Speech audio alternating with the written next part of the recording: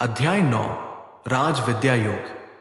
यहां प्रत्येक भाग का विस्तृत विवरण। 1 महान ज्ञान की प्रस्तावना। हे अर्जुन सुनो, मैं तुम्हें वो ज्ञान दे रहा हूं जो सबसे गुप्त और सबसे महान है। यह राजविद्या और राजगुह्य है। इसे जानकर तुम्हारा जीवन प्रकाशित हो जाएगा और तुम सभी बंधनों और शंकाओं से मुक्त हो जाओगे। भगवान श्री कृष्ण अर्जुन को यह बताते हैं कि यह ज्ञान संसार का सबसे महान और पवित्र ज्ञान है। यह केवल ज्ञानी और श्रद्धालु व्यक्ति ही समझ सकते हैं। यह ज्ञान ऐसा है जो न केवल मनुष्य को संसार के दुखों और मोहमाया से मुक्त करता है, बल्कि उसे अपने असली आत्मिक स्वरूप को पहचानने का अवसर भी देता है। यह ज्ञान व्यक्ति को सच्चे अर्थों में स्वतंत्र बनाता है और उसके भीतर आनंद और शांति का संचार करता है। कृष्ण ये भी बताते हैं कि यह ज्ञान केवल उन्हें मिलता है जो भगवान के प्रति पूर्ण विश्वास और समर्पण रखते हैं। जो इस ज्ञान में संदेह करते हैं वे बार बार जन्म और मृत्यु के चक्र में फंसे रहते हैं। ये उनके लिए दुर्भाग्यपूर्ण है, क्योंकि वे इस दिव्य ज्ञान के बिना आत्मा के सच्चे उद्देश्य को नहीं समझ पाते। अध्याय 9 के इस आरंभिक भाग में श्री कृष्ण ने स्पष्ट कर दिया है कि यह ज्ञान केवल उन लोगों के लिए है जो इसे समझने के लिए योग्य है। यह अर्जुन और हर श्रोता को प्रेरित करता है कि वे अपने भीतर श्रद्धा और समर्पण का भाव जगाएं। भाग 2 सृष्टि का रहस्य। हे अर्जुन, ये जान लो कि ये पूरी सृष्टि मुझसे उत्पन्न होती है। मैं ही इसका आधार हूं। मैं इस संसार के हर कण में व्याप्त हूं, लेकिन मैं इससे परे हूं। श्री कृष्ण इस रहस्यमय सत्य का खुलासा करते हैं कि वे ही सृष्टि के कारण और आधार है। इस संसार में जो कुछ भी है वो उन्हीं से उत्पन्न होता है। वे सृष्टि का आरंभ और अंत दोनों है। उनकी शक्ति ही सृष्टि की गति को बनाए रखती है। कृष्ण आगे कहते हैं कि हालांकि वे इस संसार में हर जगह व्याप्त है, फिर भी वे संसार के कार्यों और बंधनों से अछूते हैं। ये सत्य समझना सरल नहीं है। भगवान न तो सृष्टि के कर्मों में बंधे हैं, न ही वे इसके सुख दुख से प्रभावित होते हैं। उदाहरण के लिए, जैसे सूर्य सभी को रोशनी देता है लेकिन स्वयं प्रकाश से बंधा नहीं होता, ठीक वैसे ही भगवान संसार के हर कण में उपस्थित रहते हैं, लेकिन वे स्वतंत्र और अनासक्त रहते हैं। यह रहस्य भक्त को प्रेरित करता है कि वो भगवान को केवल एक मूर्ति या रूप में न देखे, बल्कि सृष्टि के हर हिस्से में उनकी उपस्थिति का अनुभव करे। भाग 3 मेरी शक्ति का चमत्कार। हे अर्जुन, मेरी दिव्य शक्ति हर चीज में समाहित है। मैं जल में स्वाद हूं। मैं सूर्य और चंद्रमा का प्रकाश हूं। मैं अग्नि की ऊर्जा और पृथ्वी की सुगंध हूं। कृष्ण यहां अपनी सर्वव्यापकता और दिव्यता का वर्णन करते हैं। वे कहते हैं कि उनका अस्तित्व नदियों की बहती धारा, सूर्य की किरणों, चंद्रमा की शीतलता और अग्नि की ऊष्मा में प्रकट होता है। इस संसार में जो भी दिव्य और सुंदर है वो भगवान की ही अभिव्यक्ति है। उदाहरण के लिए, जब हम जल पीते हैं और उसकी ताजगी महसूस करते हैं, वो भगवान की शक्ति है। जब हम सूरज की रोशनी का आनंद लेते हैं या चांदनी की शीतलता में आराम करते हैं, तब हम भगवान की दिव्य शक्ति का अनुभव कर रहे होते हैं। कृष्ण कहते हैं कि वे इस संसार में हर जगह हैं, हालांकि उनकी ये उपस्थिति रहस्यमयी और गुप्त है। केवल भक्ति और श्रद्धा से इसे समझा जा सकता है। यह विचार हर भक्त को प्रेरित करता है कि वो सृष्टि की हर छोटी बड़ी चीज में भगवान को देखे और उनका आभार व्यक्त करे। भाग 4 ध्यान योग का अभ्यास कैसे करें। ध्यान योग के लिए सही वातावरण और सही दृष्टिकोण का होना आवश्यक है। श्री कृष्ण कहते हैं कि ध्यान का अभ्यास एकांत और शांत स्थान पर करना चाहिए, जहां बाहरी दुनिया के शोर शराबे से कोई बाधा न हो। योगी को एक स्थिर आसन पर बैठना चाहिए जिसमें उसकी पीठ, गर्दन और सिर सीधी रेखा में हो। ध्यान करते समय मन को केवल भगवान पर केंद्रित करना चाहिए। श्री कृष्ण कहते हैं कि ध्यान का उद्देश्य मन और आत्मा को सांसारिक विकर्षणों से मुक्त करना है। ध्यान योग के अभ्यास के दौरान योगी को सांसों पर ध्यान केंद्रित करना चाहिए और बाहरी इच्छाओं से दूरी बनानी चाहिए। यह प्रक्रिया आत्मा को शुद्ध करती है और व्यक्ति को भगवान के साथ एकत्व का अनुभव कराती है। ध्यान योग मन की चंचलता को समाप्त करके शांति प्रदान करता है।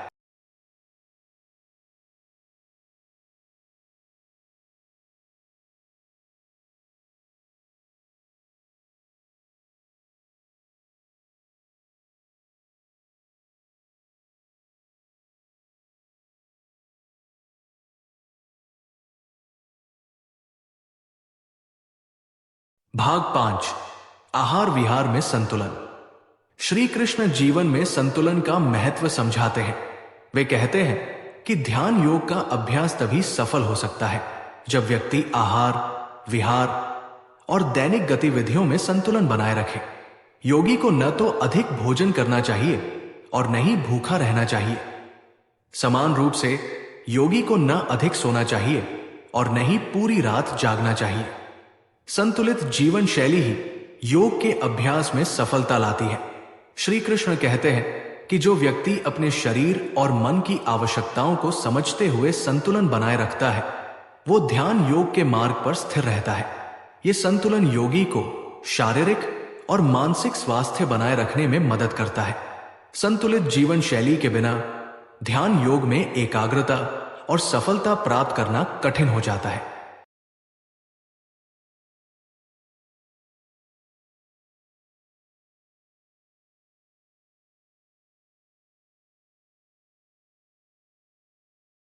भाग 6 श्रद्धा और भक्ति का महत्व। हे अर्जुन, जो व्यक्ति मेरी भक्ति करता है उसे मैं हर परिस्थिति में बचा लेता हूं। मैं केवल प्रेम और समर्पण को देखता हूं। इस भाग में भगवान श्री कृष्ण भक्ति के महत्व को स्पष्ट करते हैं। वे कहते हैं कि जो व्यक्ति सच्चे हृदय से उनकी भक्ति करता है, वे उसे हर संकट से बचा लेते हैं। उनकी भक्ति किसी विशेष कर्मकांड या बाहरी दिखावे पर निर्भर नहीं है। वे कहते हैं कि चाहे कोई छोटा उपहार हो, जैसे जल, पत्ता या फूल, यदि वह प्रेम और भक्ति से दिया गया है तो वे उसे स्वीकार करते हैं। ये सच्चे भक्तों के लिए प्रेरणा का स्रोत है कि भगवान को दिखावे की आवश्यकता नहीं है। कृष्ण ये भी बताते हैं कि भक्ति सभी के लिए समान रूप से सुलभ है। इसमें कोई भेदभाव नहीं है। चाहे व्यक्ति अमीर हो या गरीब, शिक्षित हो या अनपढ़, अगर उसकी भक्ति सच्ची है तो भगवान उसे अपनाते हैं। यह भाग हमें सिखाता है कि सच्चा समर्पण और श्रद्धा भगवान को प्राप्त करने का सबसे सरल और प्रभावी मार्ग है। 7 भगवान की सर्वस्वता। हे अर्जुन, मैं सभी के प्रति समान हूं।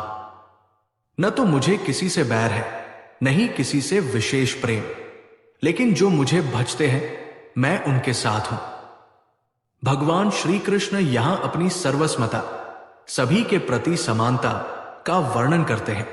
वे कहते हैं कि उनके लिए सभी जीव समान हैं। वे किसी से भी पक्षपात नहीं करते। हालांकि वे ये भी बताते हैं कि जो लोग उनकी भक्ति में लग जाते हैं, वे उनके विशेष प्रिय बन जाते हैं। इसका कारण यह है कि भक्ति भगवान के साथ आत्मा का सीधा संबंध स्थापित करती है। यह संबंध किसी बाहरी रूप से नहीं, बल्कि आंतरिक समर्पण और प्रेम से होता है। यह भाग यह सिखाता है कि भगवान की कृपा प्राप्त करने के लिए किसी विशेष स्थिति या योग्यता की आवश्यकता नहीं है। केवल सच्चे दिल और समर्पण के साथ भगवान की शरण में जाना ही पर्याप्त है। यह उनकी दयालुता और महानता को दर्शाता है। भाग 8 निष्काम भक्ति का प्रभाव। हे अर्जुन, जो व्यक्ति फल की इच्छा से मुक्त होकर निष्काम भाव से मेरी भक्ति करता है, वो मुझे प्राप्त करता है। श्री कृष्ण यहां निष्काम भक्ति, बिना किसी स्वार्थ या फल की अपेक्षा के महत्व को समझाते हैं। वे कहते हैं कि जब व्यक्ति अपनी भक्ति में पूरी तरह समर्पित हो जाता है और अपनी इच्छाओं को त्याग देता है, तब वो भगवान को प्राप्त कर सकता है। कृष्ण ये भी बताते हैं कि संसार के सुख दुख और कर्मों के चक्र से मुक्त होने का मार्ग भक्ति है। जब व्यक्ति भक्ति करता है तो उसका मन शुद्ध हो जाता है और वो भगवान के साथ एकात्म अनुभव करता है। भक्ति करने वाले को न तो किसी वस्तु की आवश्यकता होती है और न ही किसी विशेष विधि की। वे कहते हैं कि जब भक्ति निष्काम होती है तो वो व्यक्ति को उसके भीतर छिपे अहंकार और मोह से मुक्त करती है। यही मुक्ति की ओर पहला कदम है। ये भाग हमें यह सिखाता है कि निष्काम भक्ति न केवल आत्मा को शुद्ध करती है बल्कि भगवान के सानिध्य का अनुभव भी कराती है। ये मार्ग हर व्यक्ति के लिए खुला है, चाहे वो किसी भी परिस्थिति में हो। भाग 9, सच्ची भक्ति का स्वरूप। हे अर्जुन, यदि कोई मुझे प्रेम पूर्वक जल, फूल, फल या पत्ता अर्पित करता है तो मैं उसे स्वीकार करता हूं। मैं केवल भक्ति और प्रेम को देखता हूं। कृष्ण इस भाग में बताते हैं कि उनकी प्रसन्नता के लिए किसी महंगे या बड़े उपहार की आवश्यकता नहीं है। वे सच्चे हृदय से की गई भक्ति को अधिक महत्व देते हैं।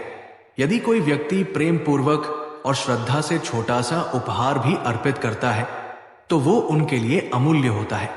ये भगवान की दयालुता और सरलता को दर्शाता है। वे अपने भक्तों से बाहरी दिखावे की अपेक्षा नहीं रखते। उनके लिए भक्त का समर्पण और मन की पवित्रता ही सबसे बड़ी भेंट है। ये भाग हमें यह सिखाता है कि भगवान को पाने के लिए धन या संसाधनों की आवश्यकता नहीं होती।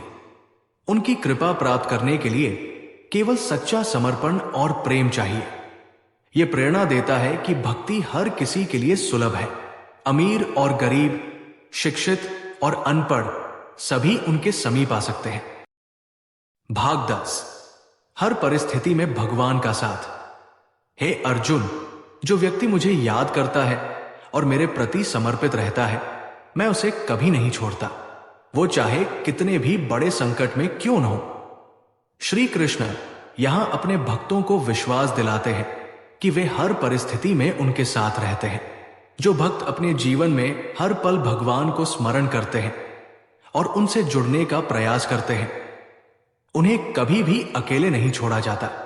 वे ये भी कहते हैं कि भगवान अपने भक्तों के संकट को दूर करते हैं और उन्हें सही मार्ग दिखाते हैं। चाहे परिस्थितियां कितनी भी कठिन क्यों न हो, अगर व्यक्ति भगवान पर विश्वास रखता है और भक्ति के मार्ग पर चलता रहता है तो वो सुरक्षित रहता है। ये भाग हमें यह सिखाता है कि भगवान का स्मरण न केवल मानसिक शांति देता है बल्कि ये व्यक्ति को कठिनाइयों से लड़ने की शक्ति भी प्रदान करता है। ये विश्वास हमें जीवन के हर संघर्ष में दृढ़ और आत्मविश्वासी बनाए रखता है। भाग 11, भगवान की कृपा सब पर समान। हे अर्जुन, मैं सभी के प्रति समान हूं। मुझे किसी से बैर नहीं है, लेकिन जो मेरी भक्ति करता है वो मुझे प्रिय हो जाता है। कृष्ण इस भाग में अपनी सर्वस्मता, सभी के प्रति समानता पर जोर देते हैं। वे कहते हैं कि भगवान सभी जीवों के प्रति समान भाव रखते हैं। उनके लिए कोई ऊंच नीच या भेदभाव नहीं है। हालांकि जो भक्त उनके प्रति सच्ची श्रद्धा और प्रेम रखते हैं, वे भगवान के विशेष प्रिय बन जाते हैं। इसका कारण यह है कि भक्ति भगवान और भक्त के बीच एक सीधा संबंध स्थापित करती है।